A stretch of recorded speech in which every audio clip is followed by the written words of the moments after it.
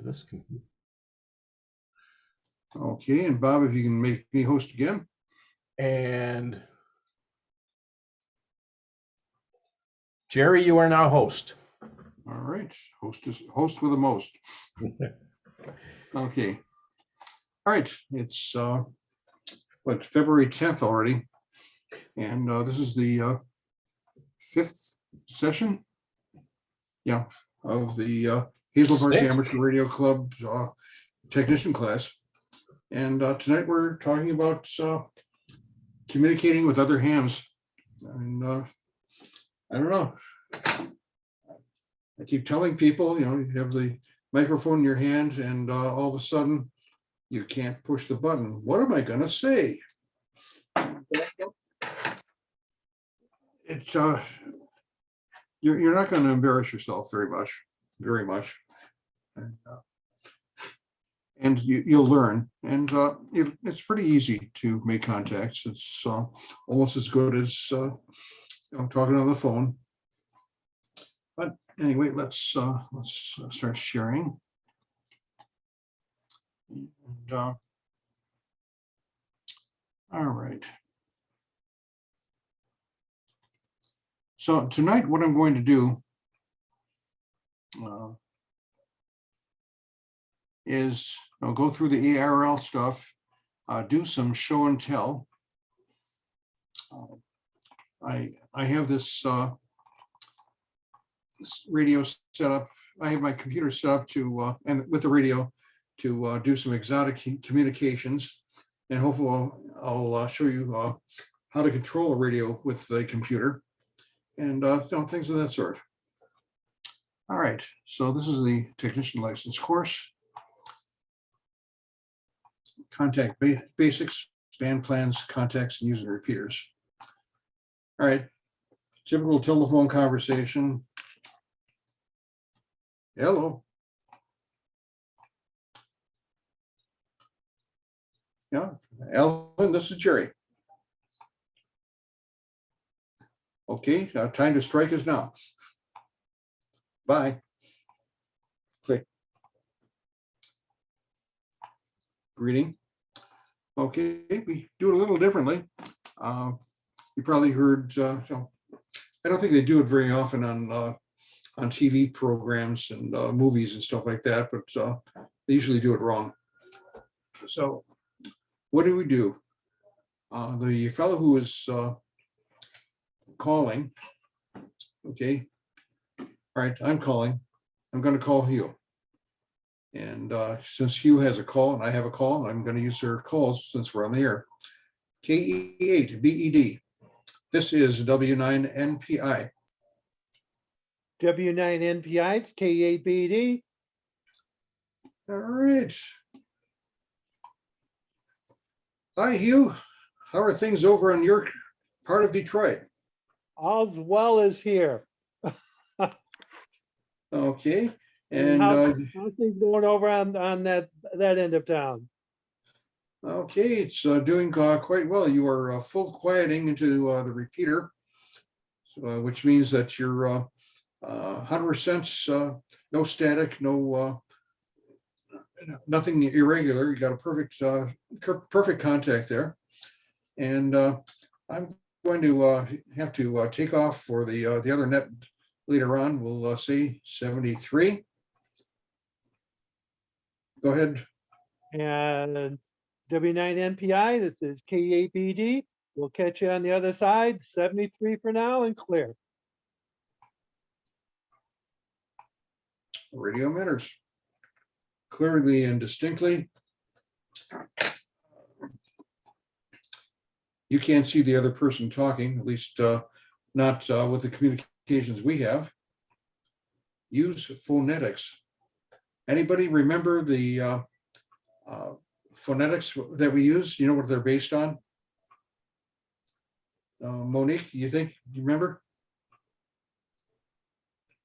Phonetics, some of it could be based on the military phonetics that they use, right? Right. It's I think it's the ICAO. ICAO. The airline pilots use the same as the military. So it's Alpha, Bravo, Charlie, and so on and so forth. And you have a copy of that in your manual. And of course, no, we have people who are a little colorful, like our friend Jerry K8GT is K8 garbage truck.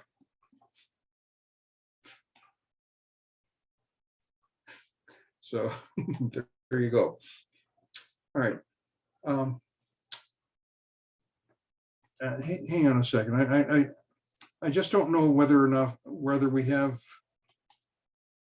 people waiting in the waiting room or not. I don't see it. Okay. All right. Anyway, phonetics when needed. But especially if you're talking to foreign hams, sometimes they don't have the English that we have. And if you use the phonetics and some of the Q signals, which we can get into a little later on, you can make yourself understood, at least for contact. All right. All communications are public, that is for sure. Although, whether Boris Badenov and Natasha are listening on the exact frequency that you're on, because there are so many different frequencies you can use.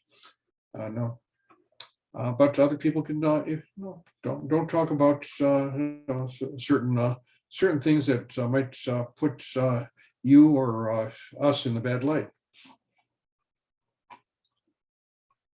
All right, you will hear, at least on the calling bands and on 10 meters, is this frequency in use? And then wait a little bit, see if someone says, hey, I'm talking to someone. But sometimes you really don't know. Because of the skip that we talked about, propagation, sometimes you can't hear another conversation. But I don't know, you have to try. If you did your thing, if someone is on your on that frequency that you want to get on, don't move over. It's good manners. Okay. Station identification. There's a 10-minute rule here. At the beginning of a conversation, or QSO it's called, you identify your station. Then every 10 minutes, you identify your station again. And most people will identify their station just before they clear out when they're finished. Yeah, back in the day, they used to sell timers. It would beep every 10 minutes. Actually, you can set up your computer or device to do that. Frequencies are shared. Nobody has real estate license on this. And that's a problem, because we have nets, the networks that operate. There are a couple in Michigan that operate on 75 meters, 3.94, I think it is. Anyway, they're there every day of the year. And if somebody parks on that frequency, I mean, if he is bad enough, he can insist, I have the right to this frequency as well as you. So, get out of here. And sometimes even the net has to move over. But most of us are manually, so that doesn't happen very often. Okay. Schedules, nets, pre-planned events, that's what I'm talking about. So always have a plan B. I know that sometimes a person will have a schedule, like, if I had a good path between here and Denver, I would like to have a schedule with my daughter every week on 20 meters, but not going to happen. But if I did, I would say, okay, meet me at 14.237. It's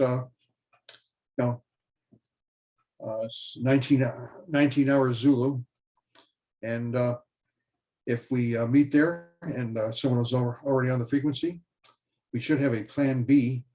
Let's see if 14.237 isn't working. Let's go to 14.31, something like that. Okay, signal reports.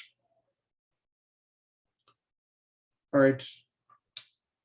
For FM, we don't really have very much in the way of signal reports. You can, we have the 599 system, which goes way back to early days of radio. Readability from 1 to 5, 1 being the worst, 5 being the best. Strength, if you're using sideband or CW, you'd say anything from 1, which is hardly readable at all, to 9, where your radio is bouncing off the table. Or if you're using FM and going through a repeater, you can say you're full quieting into the repeater, which means that there's no static, no fading, no nothing. It's just perfect there. Sometimes I've heard people say, well, you're a little weak there. I can hear the bacon frying, which is the static and all that sort of stuff that sort of goes in with it. Power level, just tell them how much power you're running. As a technician, except under certain circumstances, on the VHF, UHF bands, you can go up to 1500 watts peak envelope power. I think we talked about peak envelope power about 2 sessions ago. Anyone needs a breather on that, I'll be glad to tell them. Okay, I'm going to stop share just in case. Okay, no one else has shown up. So back we are.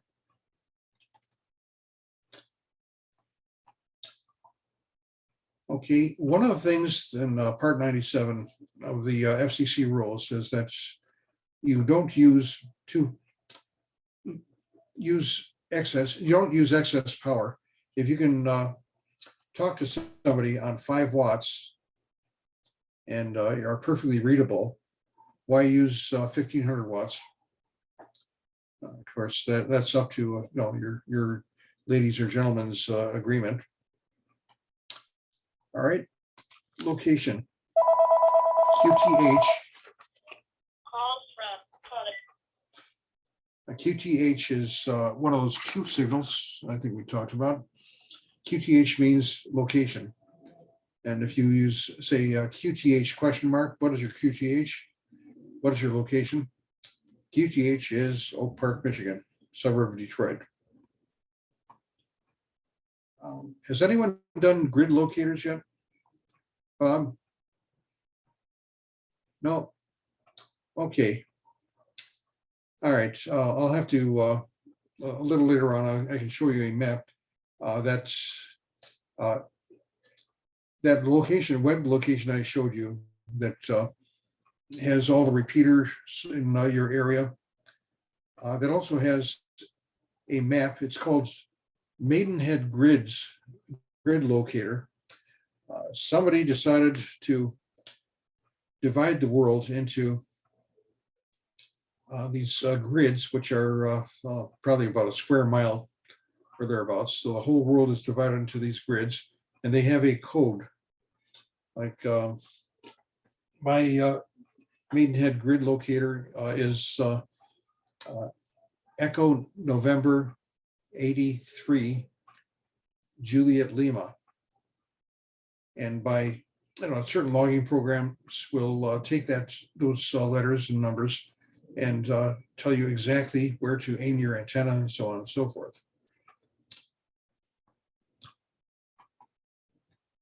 RST, that's the 599 system. Readability, signal strength, and T is tone. That's for CW signals.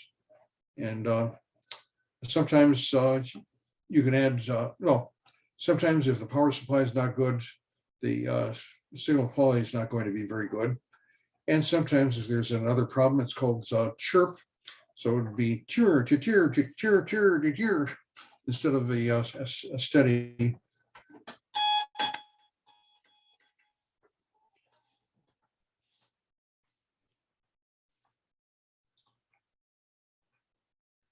CW only. Your signal is 5/8, and mostly during contests or if a DX station is talking to a bunch of people, he's going to give everybody a 5/9, no matter what. Advice and assistance. Actually, I found one of the easiest ways to get somebody to come up on a dead seeming repeater is to identify yourself. This is W9NPI, need some advice. And that usually hooks somebody. They'll be glad to give you advice. They may not want to have a conversation with you, but if you ask them for directions or something like that. Okay, good. We just hooked up on another couple, it looks like. Okay. And I don't know, I guess it's a CB type thing where they'll yell radio check, but you can ask for testing a new antenna, and someone might come back and tell you how you're getting into the repeater. All right, ham radio is self-regulated. We don't have a bunch of guys with axe heads, axe handles and stuff like that going around regulating things. We don't have the FCC getting into our own things unless something is really bad. We have ARRL official observers, and that's the ARRL will give you a designation there if you're a responsible person with some good equipment, and listen around the band, see if there's anything going on.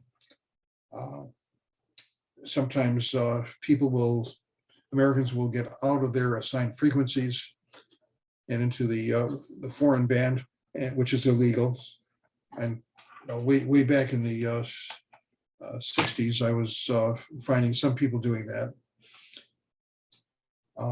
Nowadays, it's usually people doing bad things on repeaters, playing music, cursing people out, or just putting a radio on and leaving it on to block people out. And if it gets really bad, you get the FCC into it, and they do have equipment to locate the offender. And I guess you call it the mills grind slowly, but they grind exceeding fine. So after a while, the perpetrator will probably find some justice, find possibly his license lifted and his equipment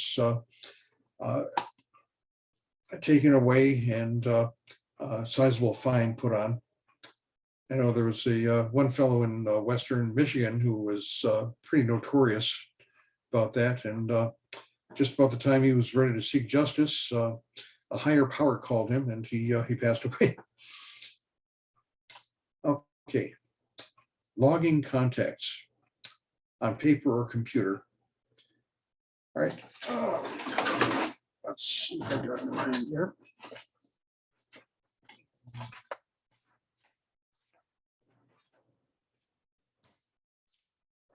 Okay, I'm going to stop sharing for a second.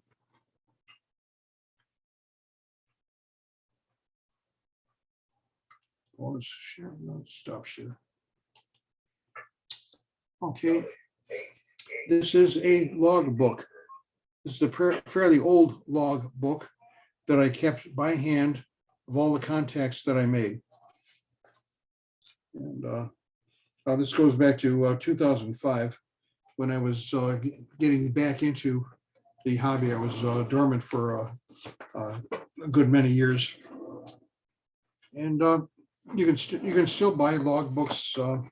This one was manufactured by Yezu.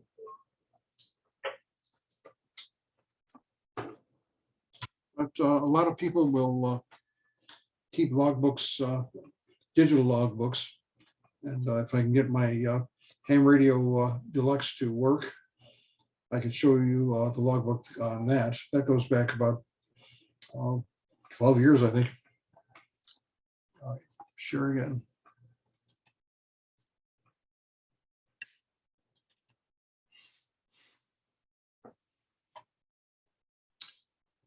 Reason for logging contests is to get awards. And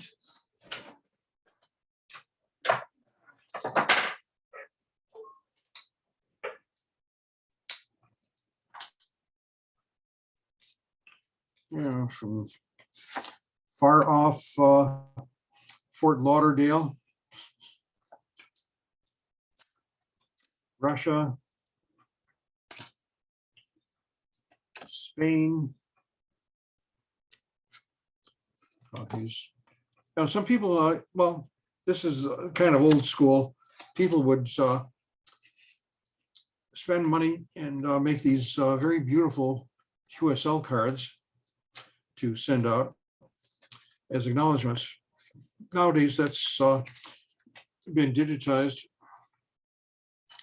And there's an entity that's run by the ARRL called the Logbook of the World, which takes care of a lot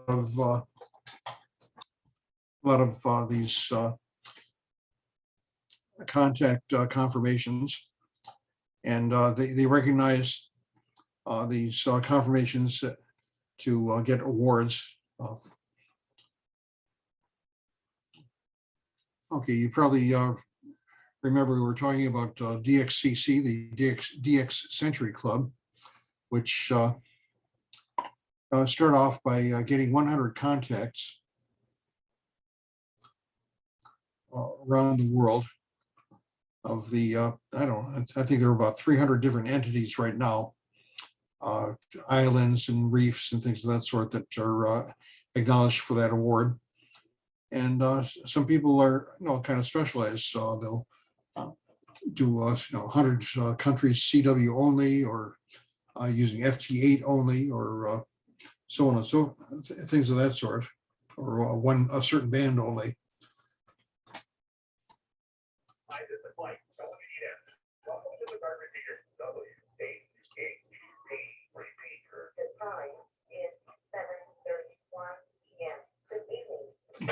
Okay, any questions so far? Something you could probably try for is worked all states, WAS. That's one of the first ones that UHAMs try for. And they have worked all counties in a state. There are parks on the air. Last night we had a really nice presentation about parks on the air or summits on the air. A fellow in Colorado is going up to the tops of mountains and making contacts with his HT. And the higher you go, of course, when you're 14,000 feet up, you can see a lot of territory, make contacts. Okay, band plan. Organizes the types of operation on the band. You do this here, I'll do that there. It's informal. It's not regulated by the FCC. And that's one of the questions on the exam, I'm sure. And it's for normal circumstances. If there's an emergency, just don't say, I'm going to be here because the band plan says so. During a contest, I know sometimes I get very irritated because I'm diddling away on CW on one of my bands, and all of a sudden, the whole band explodes with teletype or radio teletype. And I don't, it's not a permanent thing, so I try to keep a good sense of humor on it. Always have a plan B.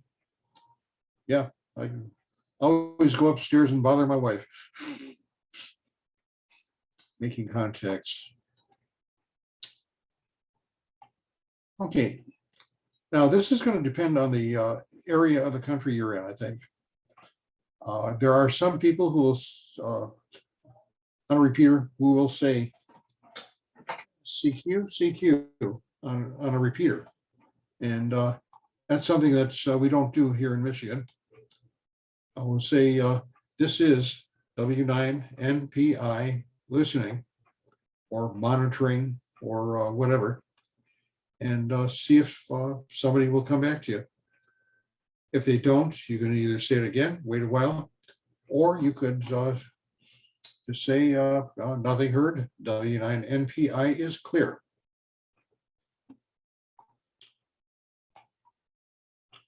Just say your call. And then, as I did with Hugh, I say his call first, then my call. So N8REL, this is W9NPI. W9NPI, this is N8REL. Nice talking to you. W9NPI is clear. N8REL, over. Okay. Often used by a club or a group as a regional intercom. And sometimes you'll do that. I know that not using a repeater, there's a frequency on 2 meters called 146.52. It's called the international or the national calling frequency, which means that you make contacts on that and then move off to another frequency to make the conversation. But I've heard people on and they're using it as an intercom. Talking all day. No one else seems to be using it, so I guess it's okay. Hey, Jerry, I have a question about repeaters. Sure. Who owns them? Who maintains them? And who's like responsible for each individual repeater? Good question. Radio clubs. Bob and Hugh and I belong to the Hazel Park Amateur Radio Club, and we have the DART, D-A-R-T repeater, which is on 146.64 megahertz. It's been on for since the 1960s at least, and we're actually undergoing a pretty massive reconstruction project for it. It's done well. I don't know. There are some of our old penny pinchers are saying it's been good for 40 years. Why not? So anyway, we're refurbishing that, and so we're responsible for its maintenance. We have to extend the range so more people can get into the repeater. We have remote receive sites, which will forward a signal they heard to the main repeater site and have that transmitted out. And up in Oakland County, there's one that's run by the county itself. It's W8OAK, and it's primarily an emergency repeater setup, and at 8 o'clock we'll listen to them on that repeater. And so some of the money that you spend as on membership dues will go for maintenance of a repeater. So that answer your question?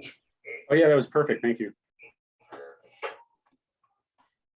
Jerry, how large are these repeaters? You know, what's the construction of them?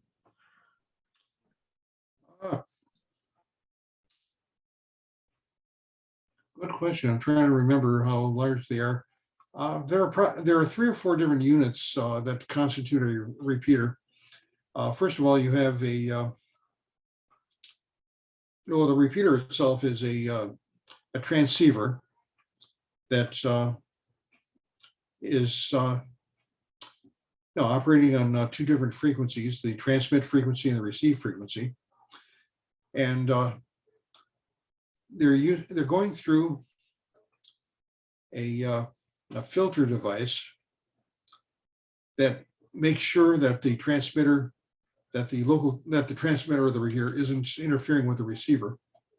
What's that? I have a brain burp. What's that called, Bob? Are you talking about the voter? No, I'm not talking about the voter. I'm talking about the Oh, those big canister things? those big canister filters. Yeah, and Anyway, some of those are as large as garbage cans, and they're for filtering only. Then you have that very expensive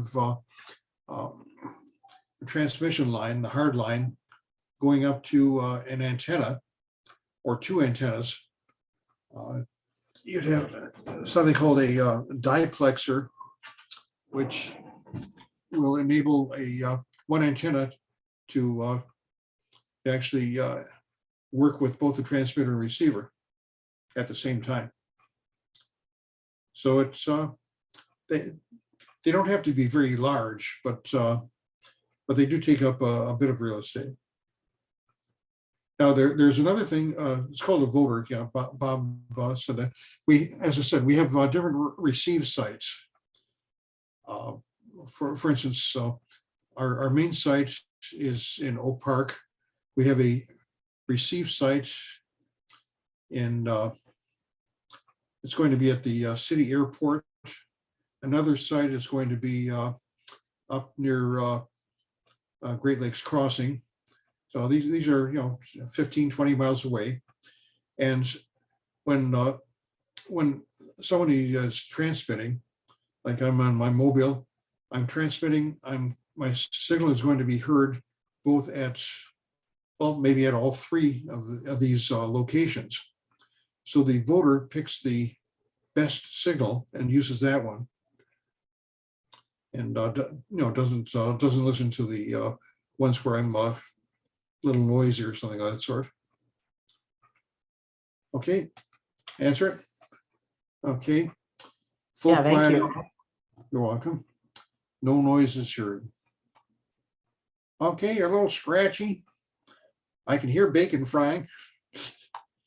Okay, flutter. We were talking about the picket fencing, where you keep moving, you get different multipaths, and sometimes the signal is strong, sometimes it's very weak, depending on how many wavelengths you travel.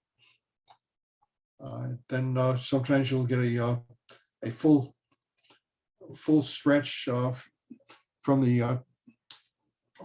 your mobile station to the receive station and or the receiver, and bingo. In and out. I know even in my own house, I can step away. Well, it's just like a cell phone. You step a foot away and you're perfectly readable. Step another foot away and you're out. Okay.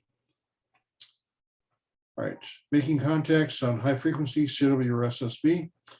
Going to say this because eventually you're going to get a 10 meter, something that covers 10 meters, because it's starting to get hot and you're going to be able to make distance contacts.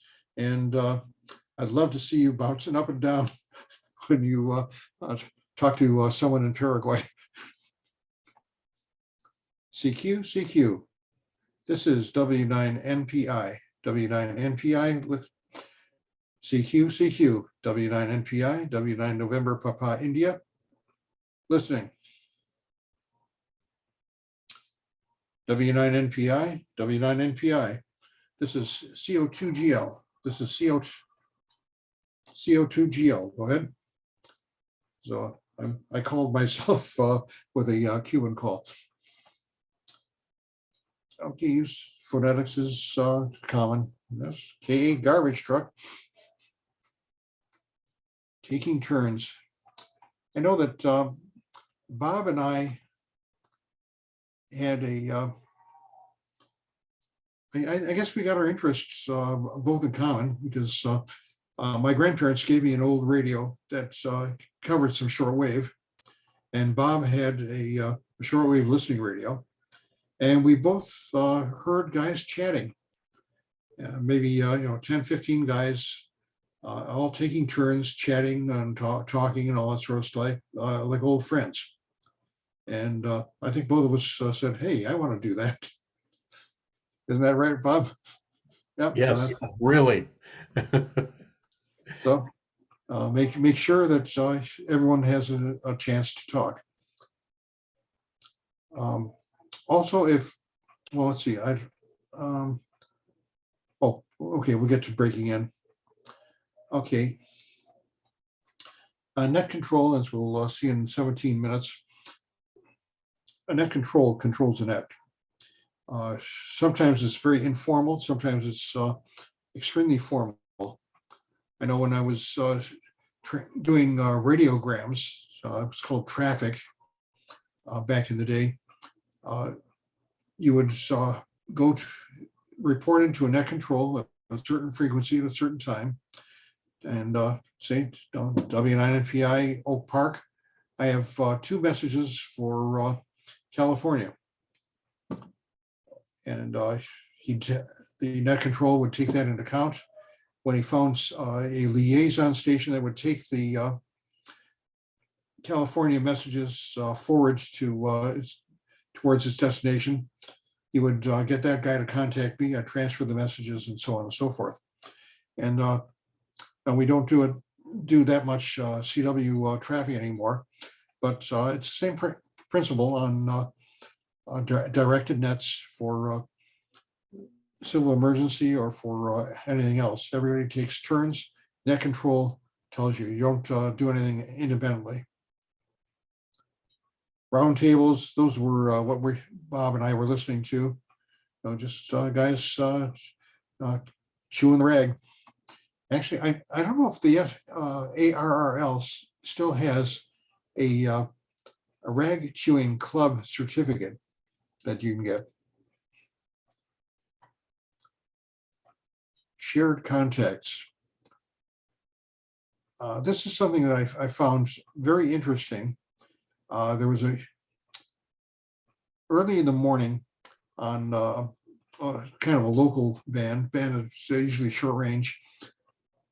I was getting overseas, and I found this group of 4 or 5 English or British hams who were making contacts with taking a person and each of them talking to him, which means making a separate contact and credit for a separate contact. Actually, there is a net on I think it's on 40 meters that does exactly that. That there's a net control. Everybody checks in, and I'm looking for Wyoming. I'm looking for New Hampshire or whatever, and the net control will try to get you 2 guys together, get the 2 people together, so they can make a contact, get credit, QSL information, and all that sort of stuff. Breaker. How many of you have ever gotten into Citizens Band? Anyone? A long time ago. Long time ago, yeah. It's not as fashionable as it used to be. Long time ago, yeah, with my dad, because he would travel and he'd have a CB. Yeah, and they were very useful before cell phones. And even now, trying to find the Smokies, stuff like that. But actually, when you break in, first of all, wait for a pause. Now make sure it's people aren't in some sort of intimate contact.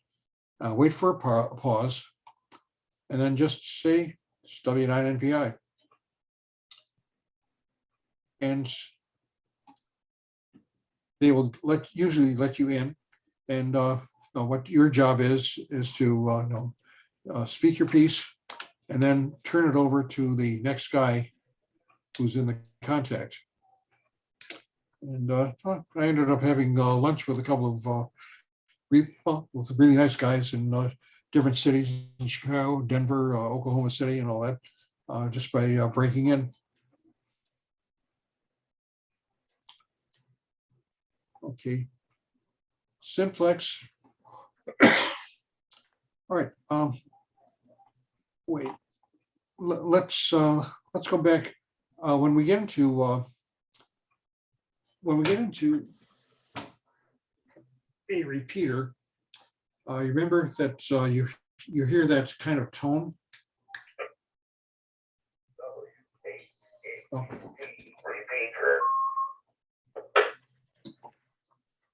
Okay, you heard that da dit tone, and that's a very important thing. Number one, it tells you that it's turned off its timer. Every repeater has a timer. So if somebody decides to hog the microphone and starts talking 3 or 4 minutes, the timer is going to cut them off at around 2 minutes. So when you're talking to somebody, wait until you hear that tone before you start transmitting again. Otherwise, you're going to be getting a truncated amount of time for your QSO.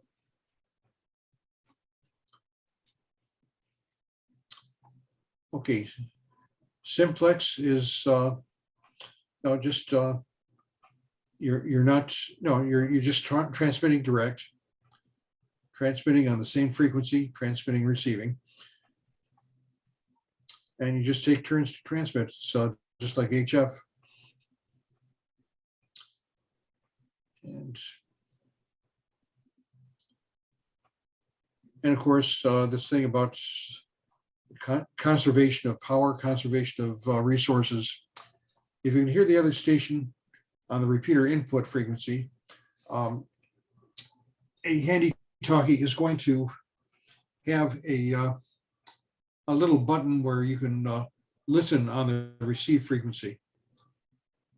And if you hear the guy and he's strong, why not shift off and you can have a QSO on simplex without tying up the repeater. Not that many people do it, but it's a nice thing. All right, let's say 146.52 is the 2-meter simplex, national simplex frequency. There's a question on that. I think there's also one for 52.525, which is the 6-meter simplex. 70 centimeters, 446. Okay. It's interconnected by a controller at a high place. The higher you are, the farther you can see. Receive simultaneously retransmits your signal on a different frequency. Extends your line of sight range.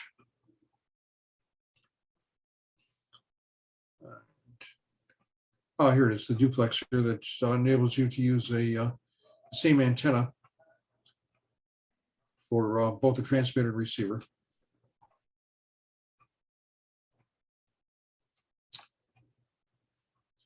Okay. Some of the Chinese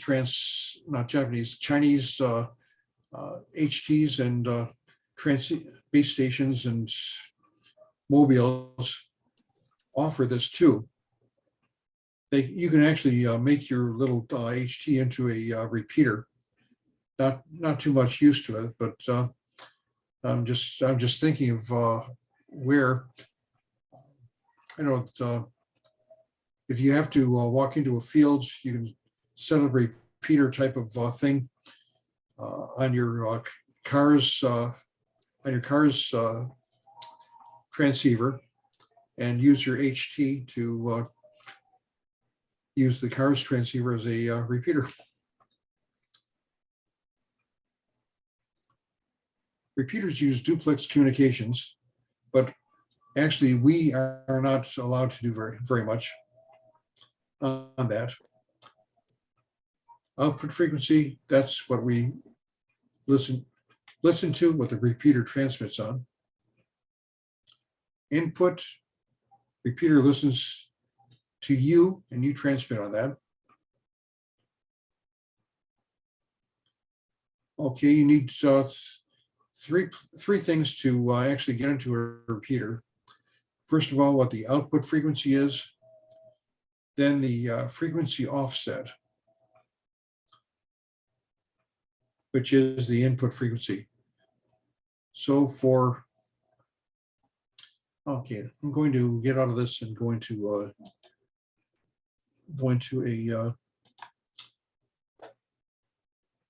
whiteboard. Okay, so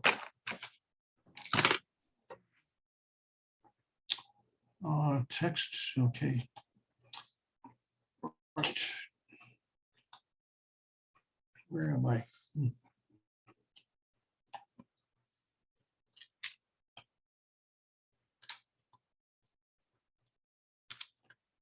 All right, can everyone see the whiteboard? Yep. Okay.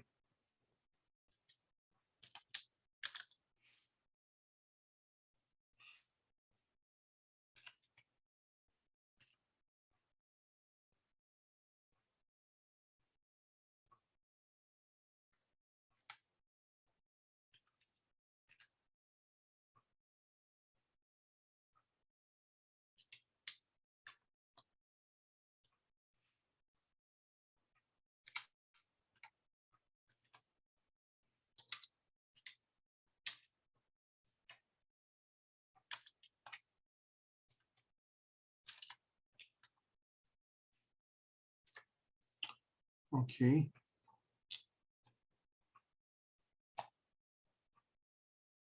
Now here's a twist. 147.00.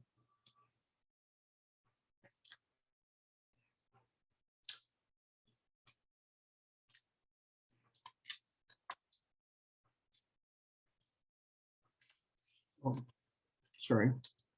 Ooh.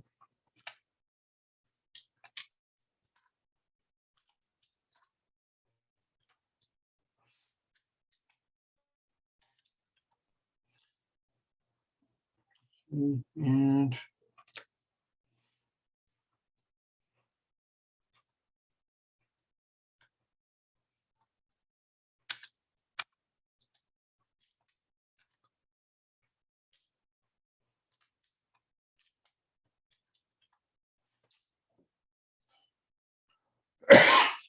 okay. For the 2-meter band, if the frequency output is in this range, you have a minus 600 kilohertz offset. If you have a 147 and up, it's a plus 600 offset. And at 147, there's a choice. There are 2 towns in Michigan, Kalamazoo and Grand Rapids. And they're, what about 40 miles apart? Something like that. And they have repeaters on 147 megahertz. And since there's so many people going back and forth between there, if you're in Kalamazoo, you do 147.00 with a minus offset, and that'll activate the Kalamazoo repeater. If you're closer to Grand Rapids, you use the positive offset and activate the Grand Rapids repeater. And there are other towns in various states that do the same kind of thing. Okay. All right, let's stop share again and go back to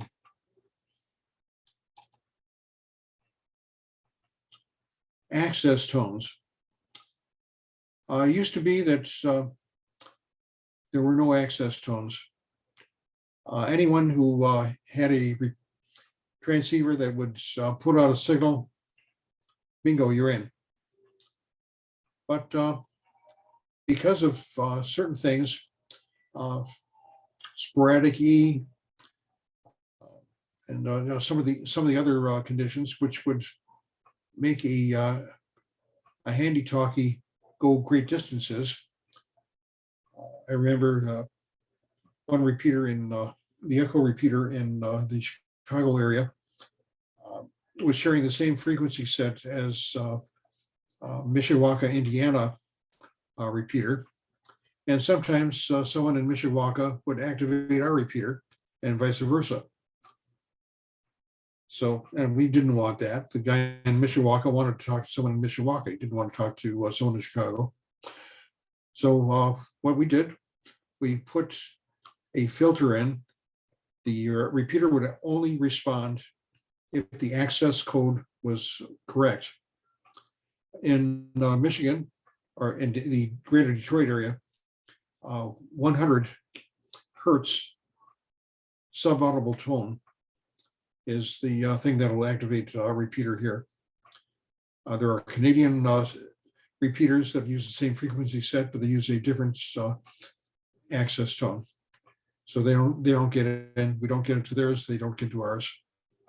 So no, it's not being exclusive or anything of that sort. Just about everyone shares the access tones. AAHKR. Welcome to the dark repeater. Whoops. WHHP repeater. The time is 8:00 p.m. Whoops. Good evening. Good evening. Here we go.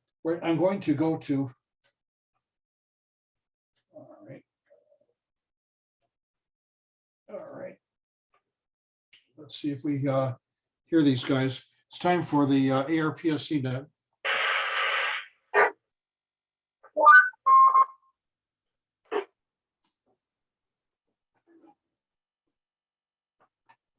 This is Kilo Delta 8 Tango Hotel Golf. My name is Bob. I'm in Independence Township.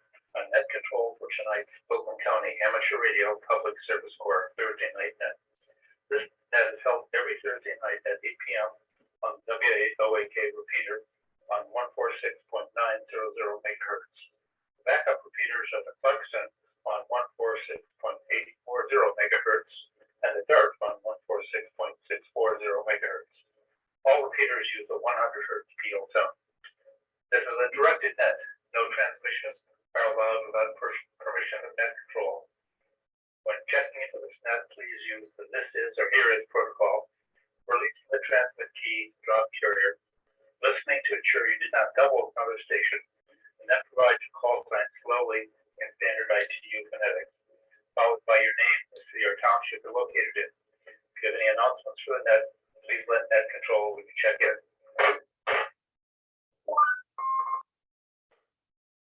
The Oakland County Amateur Radio Public Service Corps is an organization of public service-minded amateur radio operators. It's dedicated to providing organized emergency communication in time of need. Membership is open to all amateur radio operators in Oakland County and surrounding areas. No membership fees are required. We only ask that you have the desire and ability to serve and assist when requested. Before beginning the net this evening, we'll take a pause for any emergency or priority traffic. If anyone has emergency or priority traffic for the net, please call now.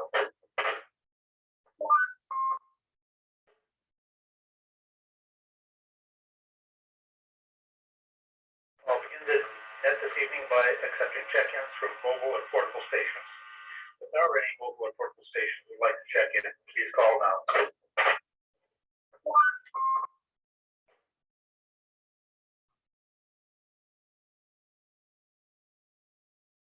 This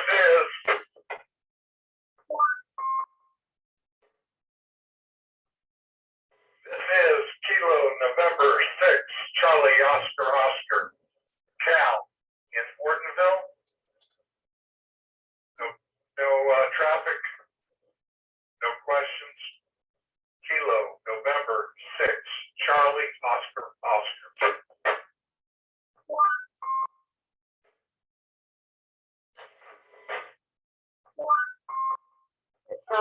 is ATN ARPSG net. That's just the automatic announcement. Kilo Echo 8 Alpha X-ray Juliet, Jerry, and Lake Orion. Nothing for the net.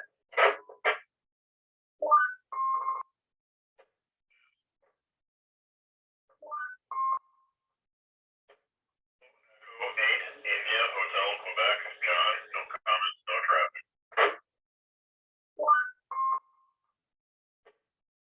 This.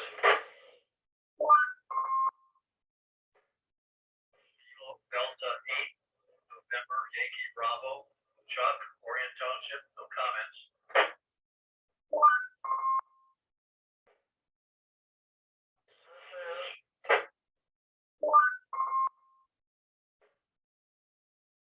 Alpha 8, yeah, Juliet, Delta, Ori, West Punkville, no comments, good evening, Bob. Nothing for the now. This is the W8OAK repeater, ARPSG net. There, I'm gonna need a fill on one, and we had a double also, so let me go through and recognize the ones I have. I have Kilo November 6, Charlie Oscar, Cal in Ortonville, good evening, Cal. And Kilo Echo 8, Alpha X-ray Juliet, Jerry, good evening, Jerry. And then I had John, but part of your call sign was lost because you keyed up too quickly. And also, I didn't get your location. Please come back with that information. Hello, Echo 8, India, Hotel, Quebec, John, Lake Orion.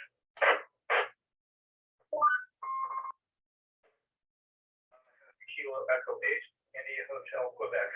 And then I had Chuck, Kilo Delta 8. Okay, that's pretty much, you can see, not quite GI Joe, but it is more disciplined than you'd probably find, just casually on the net. Bob, you don't run it that way, do you? No, we're really just a lot more friendly net. We do have a preamble that we start off with. We do take mobile and foreign station check-ins first, and then we ask for new hams, and then club officers, and then everyone else. It's a little less. It's still structured, but it's not as it doesn't sound nearly as official as that net. Right. And the purpose of our net, isn't emergency communications. It's just, more friendship, more, get together, say hello to other hams, that kind of thing. Why do some use automated voice like a computer and then some just say it? Is there a reason behind that, or is it just preference? When you're saying automated voice, what was going in there, the repeater itself was sending messages that no one had control over. Someone pre-programmed the thing in to say ARPSC net, but every 10 minutes or thereabouts, I guess this one says, this is W8OAK repeater. I thought I could hear people give their call signs, but it sounded computer generated versus somebody saying it. But maybe I picked up wrong. I don't think people do that very much. No, unless you're in a contest, and that they don't do that very much. They're just trying to be GI Joe, I guess, thereabouts. I remember when I was in military amateur radio service, running a net. This is Alpha 9 or Uniform Sierra Alpha. This is Alpha 8 Delta Juliet Quebec. A 10-second carrier and a 50-second time to adjust equipment follows. Things like that. But we're generally a lot more. But the thing is, if you get into emergency communications, they use FEMA types of discipline, FEMA types of organization. And when you are furnishing communications in a disaster area, you may be asked to accompany people who are either looking for bodies or manning a fire truck or some such. And you have to know who you are, where you are, and what you're supposed to do. And that's their way of enforcing it. But I spent years in it, and other people in the club are very active in it as well. Okay, any other questions? Okay.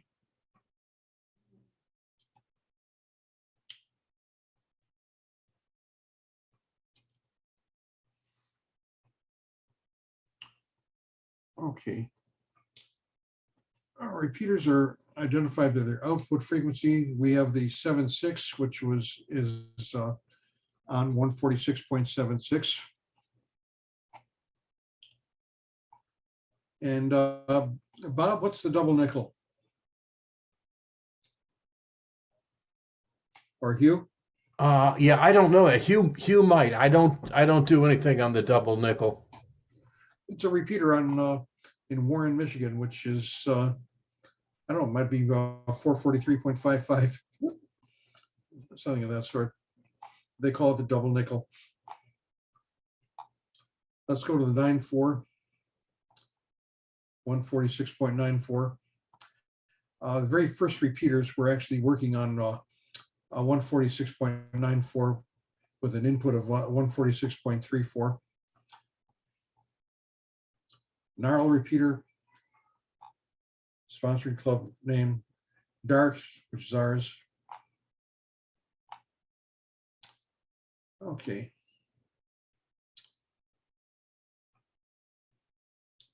Two things you're going to have to know. 2 meters, 600 kilohertz offset, and 70 centimeter plus or minus 5 megahertz. Those are the two questions.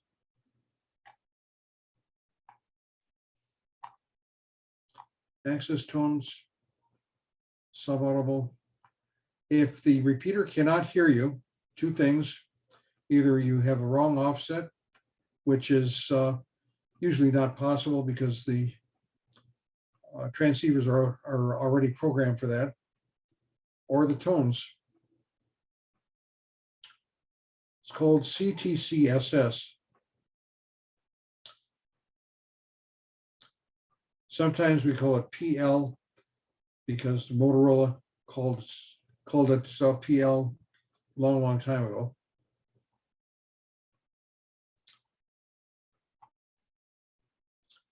And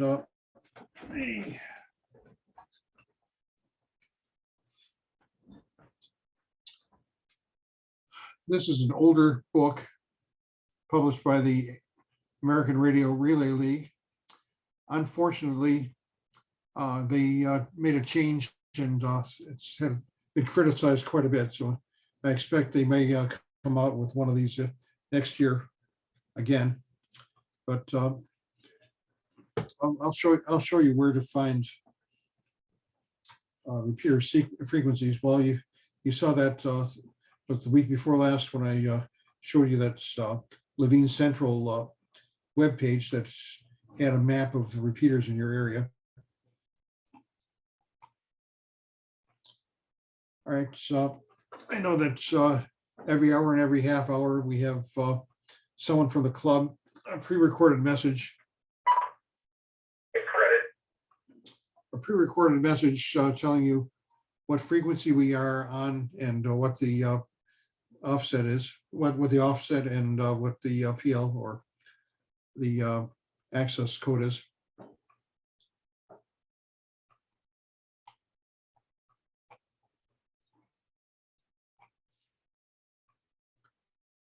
Okay.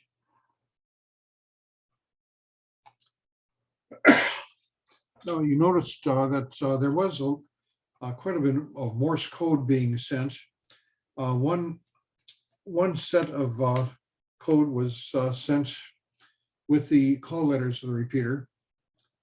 And you also heard da da da, or da da da da, or da da da, and especially on the Pontiac repeater, on the ARPSC repeater, meant that their receive stations, which receive station was actually being used by the repeater.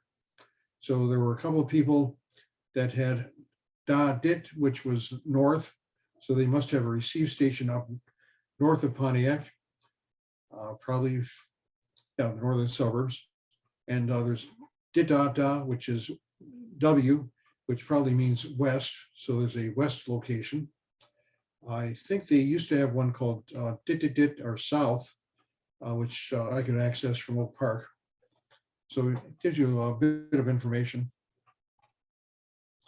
And they have the same ID requirements as you have. So every 10 minutes they have to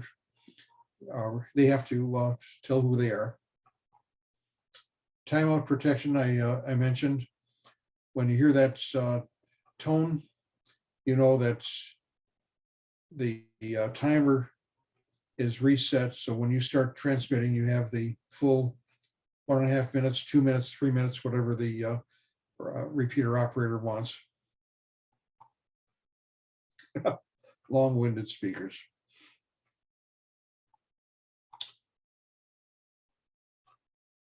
Okay, everything I told you. Not as popular as it used to be, since we have cell phones, but by punching in a couple of numbers, you could actually make telephone calls. Actually, Bob, I think it was about 5 years ago when we took the phones out, there was a bill for, I don't know, $5 or $6. Somebody tried to, successfully made some long distance calls on our repeater. Not supposed to do that. Okay, if you're off frequency, even by a little bit, you're going to cause distortion. That's a question on the exam. Low batteries, distortion. Bad location, you hear them but can't make it. Well, they're more powerful than your HT, so you can either move or try a little higher power. Access tone off or wrong, it's not going to hear you. All right, squelch. That's well, you can always set it down lower. Let's see. Yeah.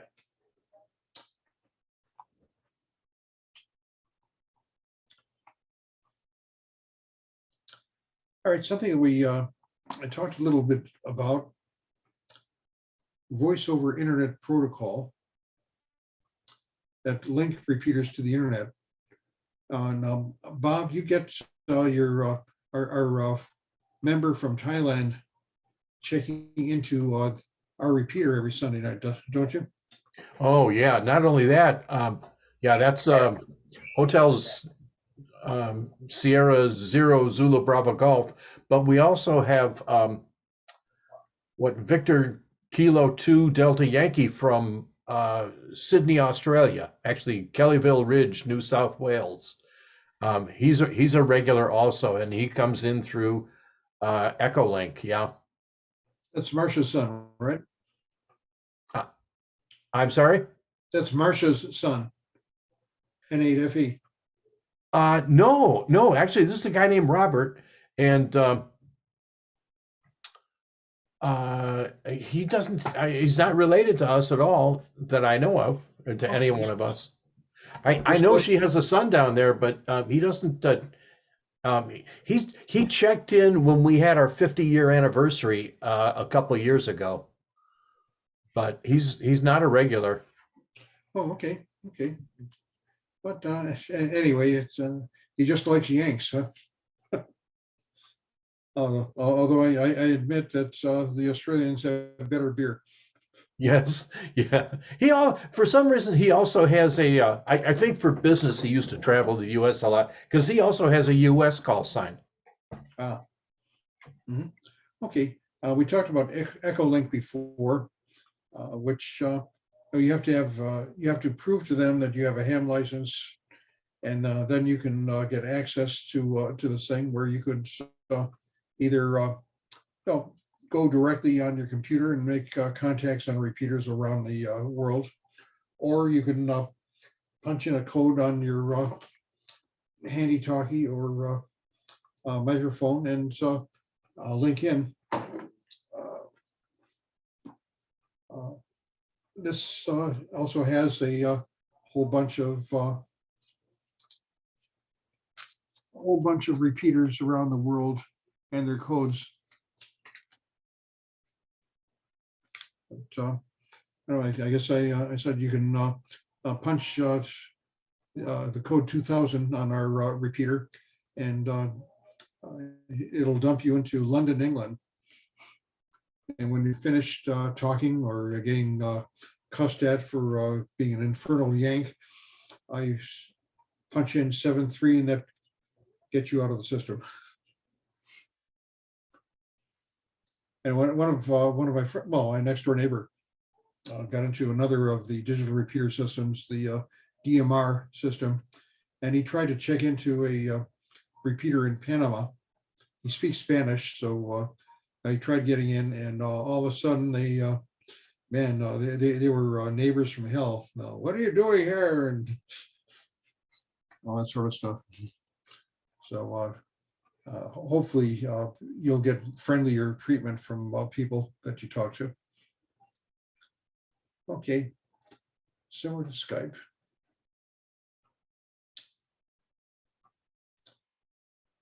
Okay. Right, access code on system websites, you just punch the right numbers. And actually, these codes, these access codes, these buttons are what is it called? DTMF. These are the codes that a regular telephone uses to make contacts. So DTMF is for switching on that, but the CTCSS is the subaudible tone system. D star. Okay. They're not going to do too much on this for questions. Digital voice, and you can also send some data.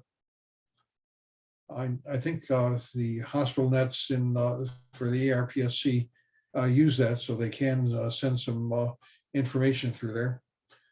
Although they've had some problems, legal problems with the HIPAA laws in the hospitals.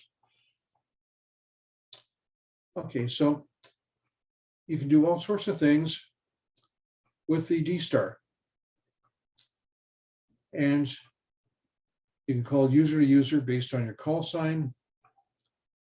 And currently, if you have an ICOM radio, you can use it. If you don't have an ICOM radio, you don't use it unless you buy some expensive hardware.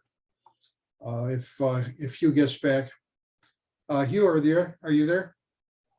I am. I'm here. Yeah. And if you get which is like a Pi Star or what do they call it? I'm getting old here too. Yeah. If you get a digital link, you can also use analog to get in there as well. Okay, Like an open font. but that's getting in through the internet rather than through correct. an ICOM radio. So yeah, that's why when I talk about buying a transceiver with either a D-Star or a DMR or some such, it has to be a certain brand, or you have to pay X number of money, and you can't talk to everybody. That's why the old analog is still okay by me. But you'll have to find that out by talking to hams in your local area and see what they use. No, some emergency systems might be married to D-Star or DMR. Yeah, that's why I say there's a big war going on and the smoke hasn't settled yet. Everyone wants you to buy their radio and communicate on their protocols. Okay. Does anyone need practice questions? Tell you what, I'm going to stop sharing so I can see everybody. And I don't know, one reaction, why don't you put a thumbs up if you want some questions. If not, we'll go on. I see no thumbs. All right. Oh, Kelly. one. All right, Kelly, what do you want to know? Just anything really, like, I mean, I'll have to think about it more, but You know, yeah, just anything really. Okay, you know, well, Jerry, I've got those questions in a Word format if you just want to run through them real quickly. okay. Well, actually, no. The PDF is just as good. All right. Okay, all right, go ahead. I'll do that. I think it's really important for you guys to run through these questions a number of times, you know, and it may seem a little tedious, but you know what, the more you can run through these questions and the more you see them, the more confident you'll be when it comes time to take the exam. It is worth your time. Right. In the last few months, I do the exams for the club. In the last few months, I've encountered some people who think that all they have to do is don't read the manual, don't buy a manual, just go through the questions and they'll get it. And one person, I think, answered 15 questions correctly. The other person, 12 questions correctly. So drill, please. And make sure you have a manual that you can use backup. 2 common repeater frequency offsets in the 2-meter band. Let's hear it.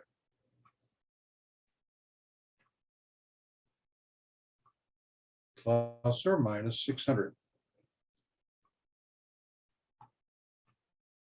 National calling frequencies for FM simplex.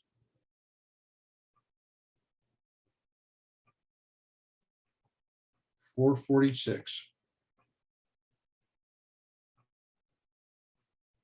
Common repeater offset in 77 centimeters. 5 megahertz. 5 what? Megahertz. Yes. Yes, plus or minus. Appropriate way to call another station on a repeater if you know the other station's call sign. Say theirs first and then yours. Wow. All right, Doc, you're going to get this license quickly. All right. How should we respond to a station's calling CQ?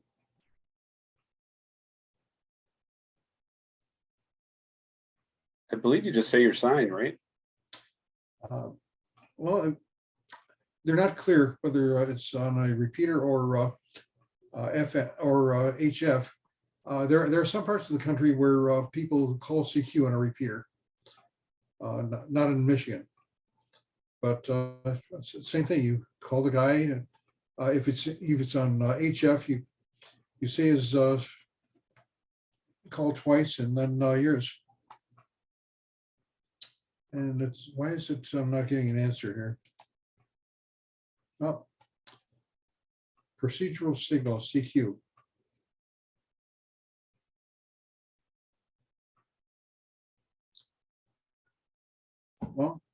Seek. Anybody there? Seek you, exactly. Seek you. Calling anyone. I'll answer anybody. Now, Right. some people. The guy some who said, people "Is will- anyone there?" Yeah, that's Yeah, essentially what it is. yeah. Now, there are some people that will just say CQDX, which means CQ faraway stations. You'll hear Americans on the HF bands saying CQDX. They don't want to talk to you in Michigan or Delaware or wherever. They want to hear France or Belize or wherever. Calling any state. Okay.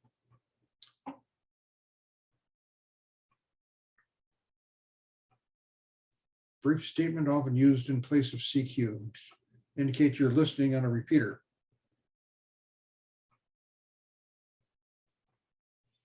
Just say your call sign. Or, I don't know, I have a habit of just saying listening, W9NPI listening. The other thing you hear a lot is like N8REL monitoring. Yeah, if I'm soldering something and I'm going to be here for a while. I know I've gotten into some really neat conversations. I know the most interesting one was about I think popcorn and chocolate. Anyway. Okay, listen, no one else is using it. Ask. Someone might be transmitting that you can't hear, but the other guy who's on that conversation might be someone you can hear. So if he complains, you know. Oh, make sure you're in your assigned band. It's funny. I made a schedule with my daughter. Said, how about 14.220? Dad, that's not in the general class band.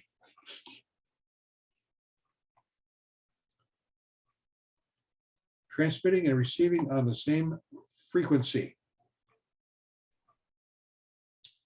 Simplex. Yep. Subaudible tone. Normal voice audio to open the squelch to receiver.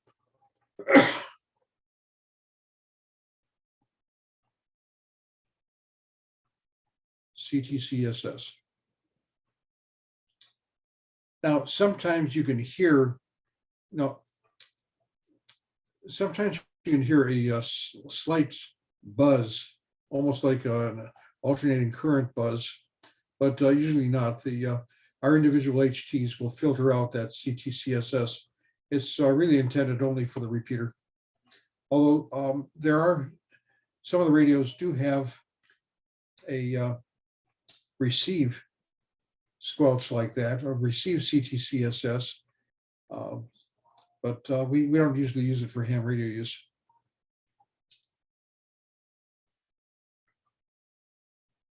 You can hear but not access the repeater, even when you're using the proper offset.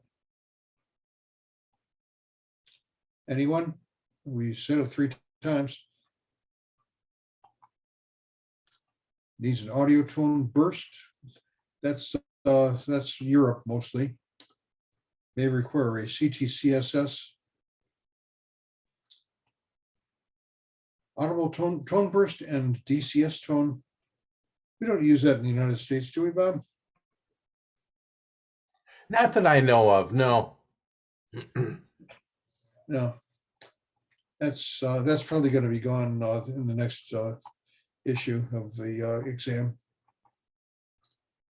All right, Q signal, receiving interference from other stations. QR Mary, whatever. It's almost like squirm. Yeah. Actually, QR Nancy is static. You're changing frequency. I'm going to QSY to 146.76.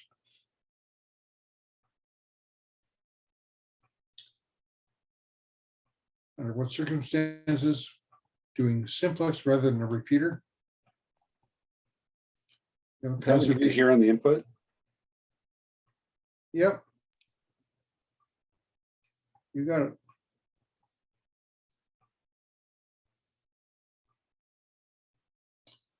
Voice message traffic containing proper names, unusual words copied correctly by the receiving station. Standard phonetic alphabet.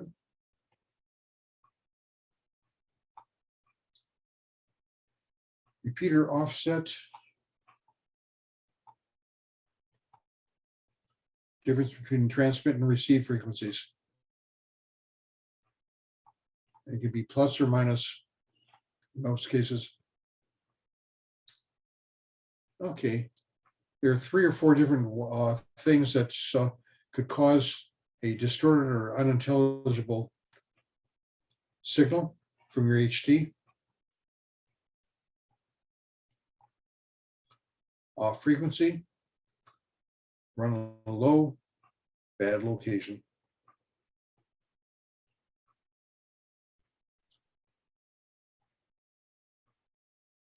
I'll get to that in a minute.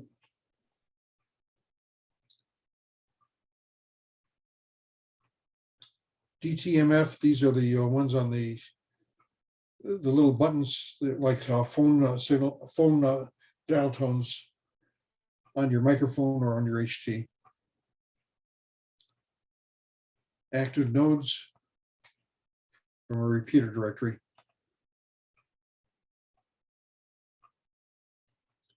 How do you select it? Using the keypad.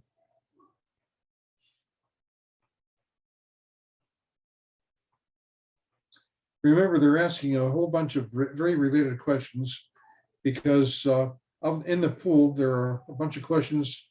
The actual test will select 1 or 2 questions from this pool of questions.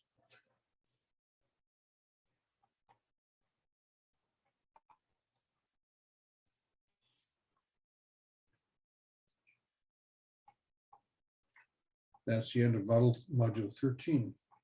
Okay, I'm going to stop sharing this. And in a second, I'm going to try to, any questions so far? Nope. Okay, I'm gonna get out of this. And where's my,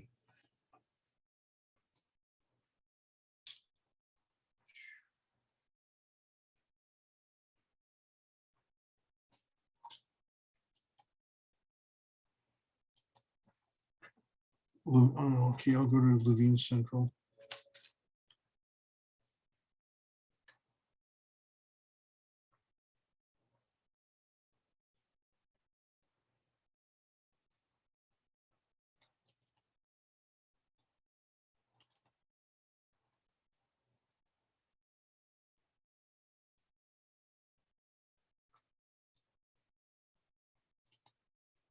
Okay, see if I can get.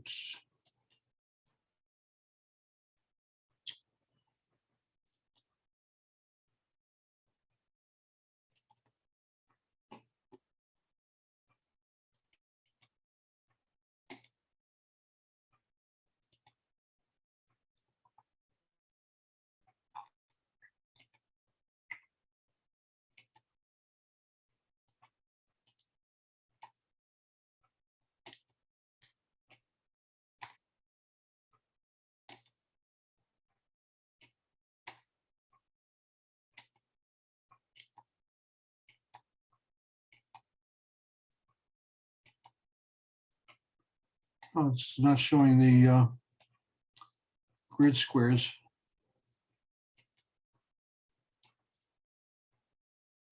All right.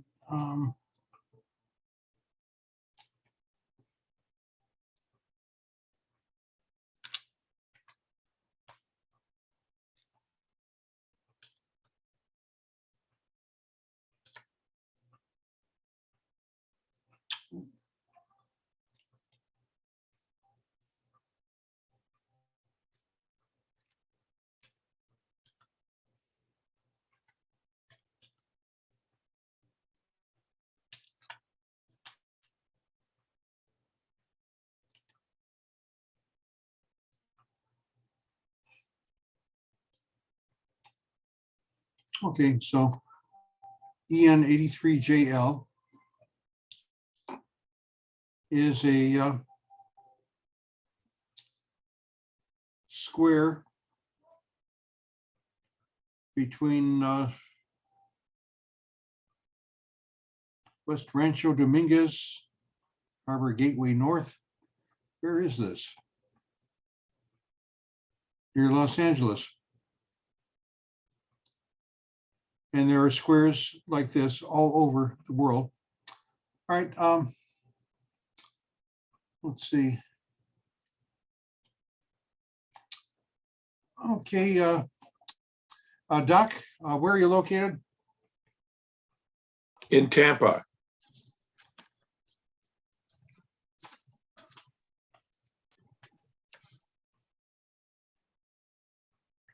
Okay, you're at EL 87SW.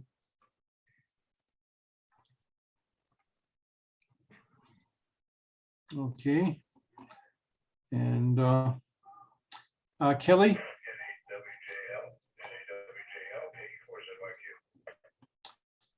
Yes. Kelly, Yes.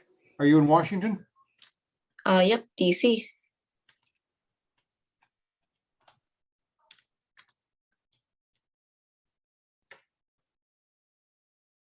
And there you are, FM 18LV. FM 18LV. Yeah, I noticed that that grid is bigger than Tampa. Is there a reason that there's a size difference? I didn't think there was a size difference between the grids. They're pretty much even grids. I don't know. With this map, I have no scale. All here's 10 kilometers. All right, let's try yours again. All right, Tampa.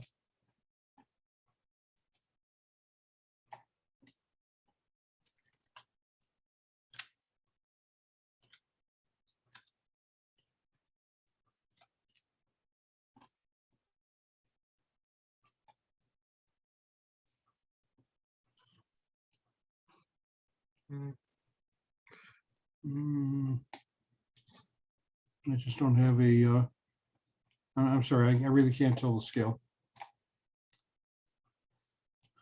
But I know that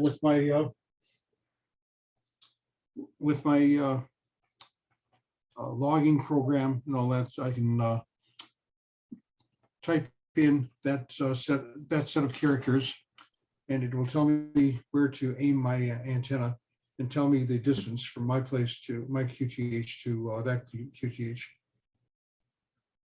So it's handy. That's nice.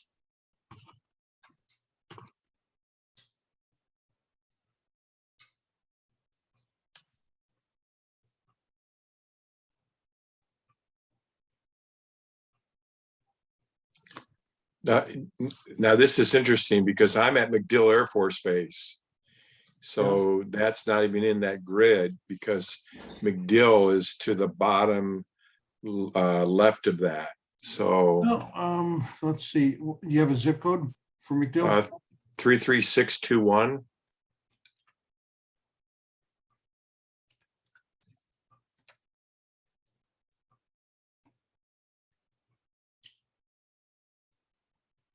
That make any more sense? Yeah, because there's MacDill. I can see it right there. Right in, yeah, right there. Picnic Island Park. Okay, so it is a little more exact, but from the map scope, you can probably tell what area Yeah. it carries. It's probably more than a square mile. It's probably 5. Okay, well, close enough for ham radio. Okay, I'm going to get out of this now. And going to talk a little more about, let's see.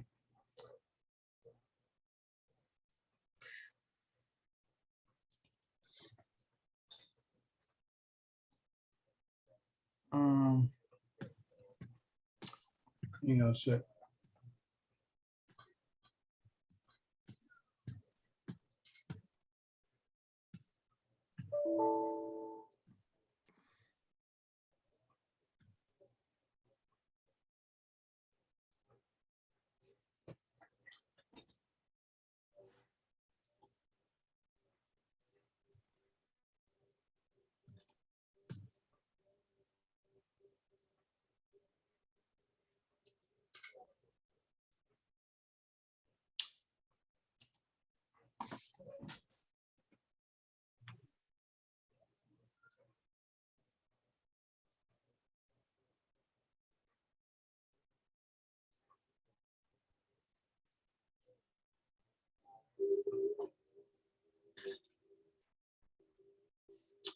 Okay. Where's erase? All right, you're hearing some very strange sounds.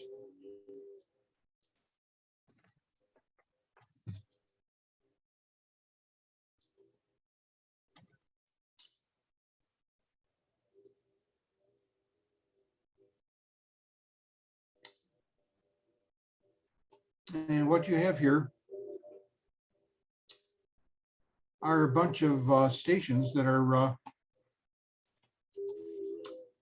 sending FT8 signals.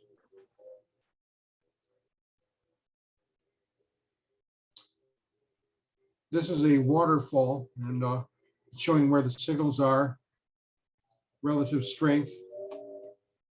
And here they are. And some of them are from, I'm not sure this is up to date or not, but I'm seeing Japan, Mexico, and South America, different kinds of stations on that are coming through. Down here, I don't know if you can see that. I have little messages I can tell. CQ or hello 73, received, things of that sort. And that's what's, and I'm not going to transmit, but if I clicked on this, this would start transmitting a response to this fellow's CQ. So that's one thing that we can sometimes do using FT8.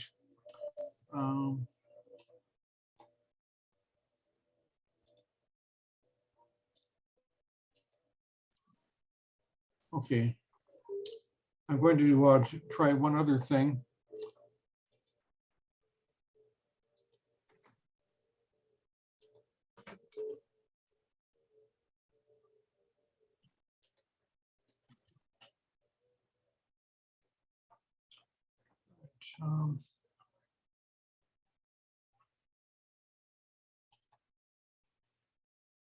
That's Ham Radio Deluxe.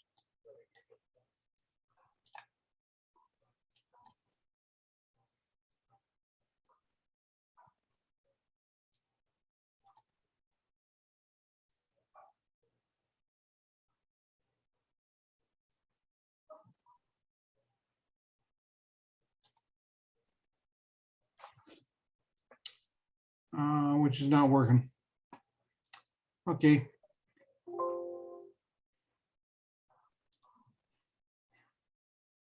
Not working. You paid for it, man. How's it not working?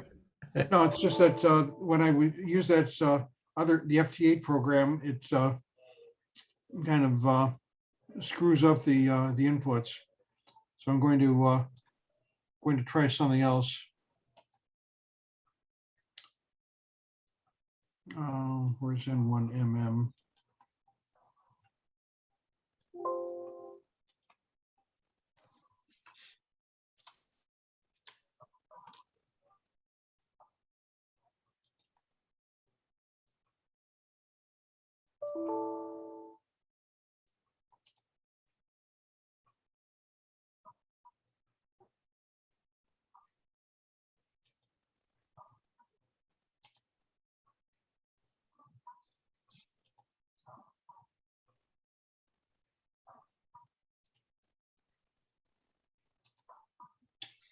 No. It says it's starting. No.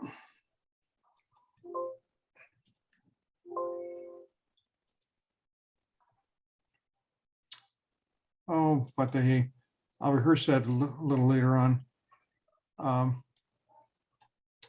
Oh, here it is. Here it is. Okay, well, now I can screen share.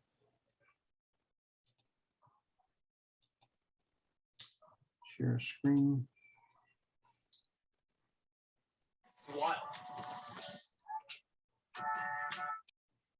Okay, what I have here is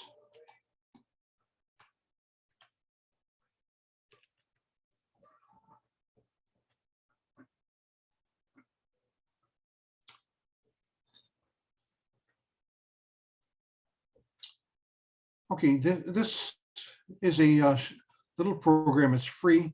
We use it for our ham radio field day for contests and things of that sort. And what you can do is you put in the fellow's call letters like that. Tell them what you sent. So what you received. His name is Jim. And if you're using CW with the right accessories, you can send and receive CW by pushing a couple of buttons on the keyboard. If you have a couple of hundred contacts and you get a duplicate contact, it'll tell you talked to this guy before. It'll warn you off. So that's one way of automatically controlling the transmitter. Also with the keyboard, you can move up and down frequencies. So this one is free for nothing.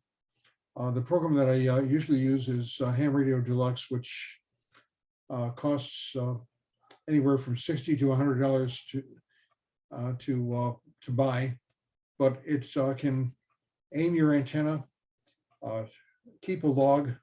This thing does a log too, but it keeps a log. I have something like 7 or 8 years of log on this, and it will also translate all sorts of digital signals, everything but the FT8.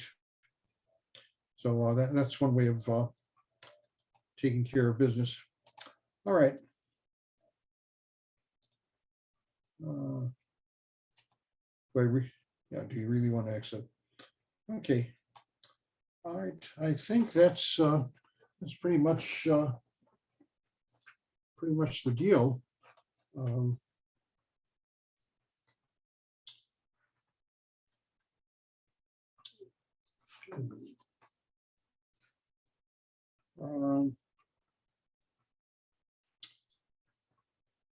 Tactical communications. Satellites.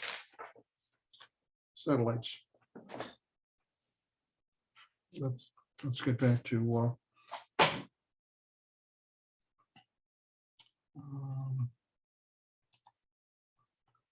let's get back to sharing again.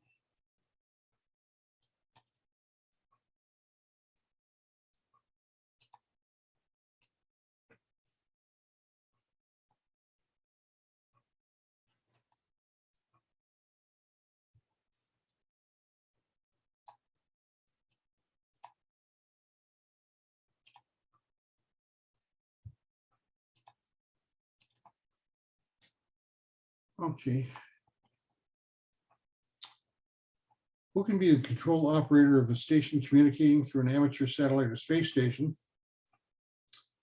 At this point, any amateur, any licensed amateur, we have more than 50 satellites up there. And I don't know, I think there's probably about 30 that are still active. There was a Chinese satellite that was going around the moon, and the ham managed to use that.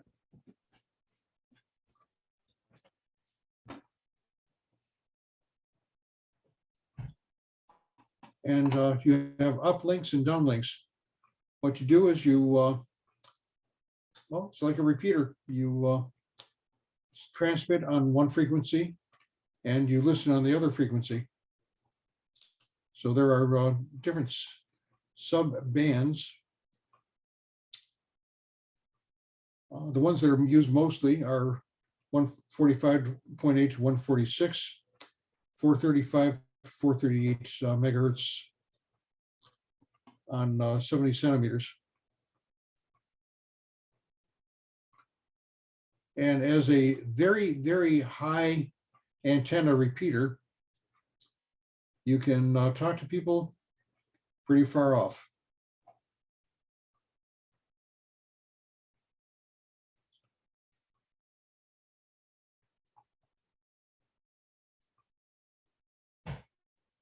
Okay. One thing, we have a place on the ISS. This October, our club is going to set up a session with the International Space Station as it goes over a training building at Detroit City Airport.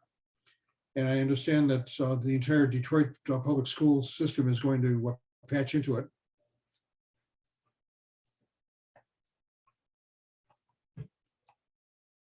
Okay. Doppler, well, okay. This is stuff that I'm not going to get into. There's probably just one question they're going to ask about this. Doppler, LEO is low Earth orbit. Just read that the International Space Station is only 266 miles up. I thought it was higher.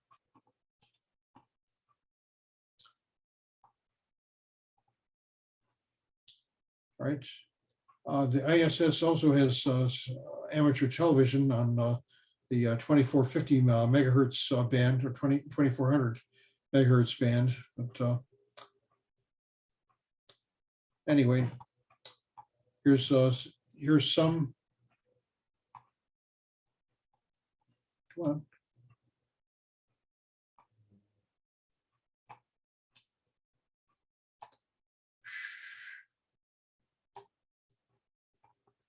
I'm sorry, this thing is okay. Space station, amateur station located more than 50 kilometers above the Earth's surface. Satellite tracking programs are easy. There's an AMSAT tracking program you can put on your iPod or an Android device. I think there's one that's free. And let's see, anything else? Keplerian data about satellites orbit is called Keplerian element from Johannes Kepler.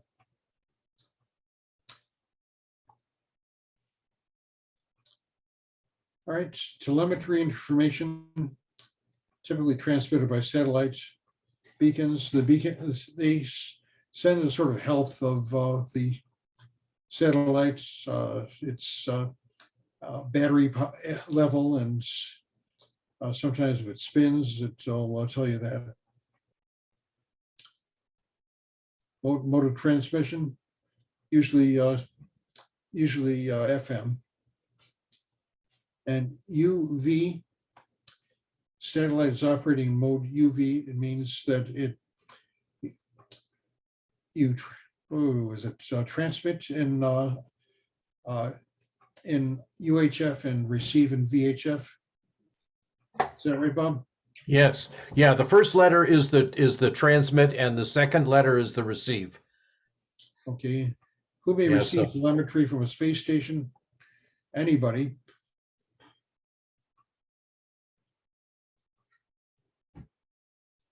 And anyway, squirting the bird.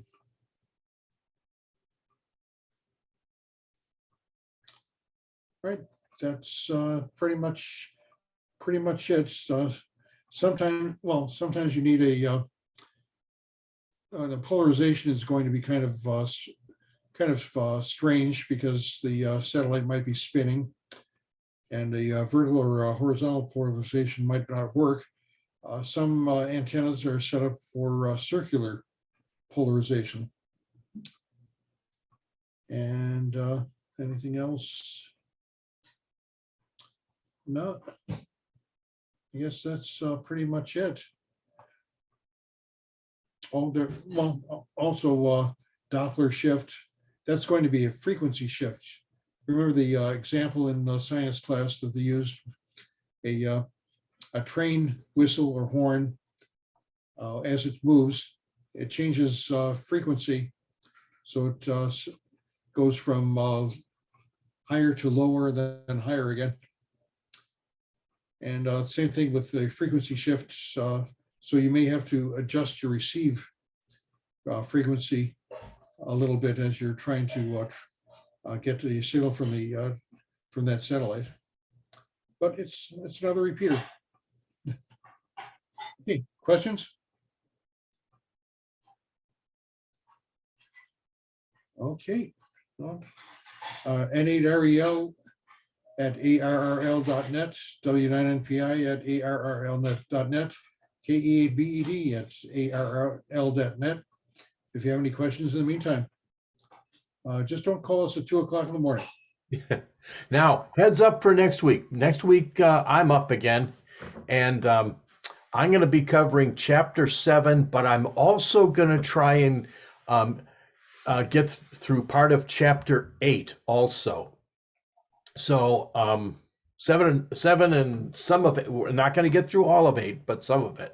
Chapter 7, I don't think it's a terribly interesting chapter, but you got to know it. It's rules and regs.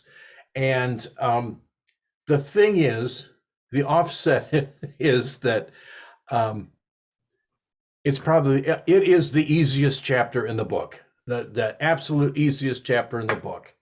So that's the good news part of it. The bad news part of it, it's not the cool, sexy electronic stuff that we've had in some of the other chapters, but it'll be easy. Okay, 7 Okay, and part of 8. My daughter is going to be coming in, I think, next week. Oh, to- right. To tell you about her experiences in getting licensed on the internet. And I think she's cute, so. She's a doll. Hey, but the other thing, Jerry, remember we were going to stress to them about the question changes and the reason that they want to pass the test now. Yes. Yeah, I reviewed the new questions on the pool that starts in next July, or this coming July. And I think more than 40% of the questions have changed. New technology, new stuff to learn, and all that sort of stuff. So if you can possibly get the courage to take the exam, I think you'll be much better off. Okay, well, we will say 7-3, and see you next week. Thanks, everyone. Thank you. Oh, stop the recording. Oh, wait, are you host again? You're the host again. Bob, you're the host, and you're muted. You're muted. And I was just brilliant too. Anyhow. Bob, I think you're the host. Did you start the recording? I am, and now I am stopping the recording right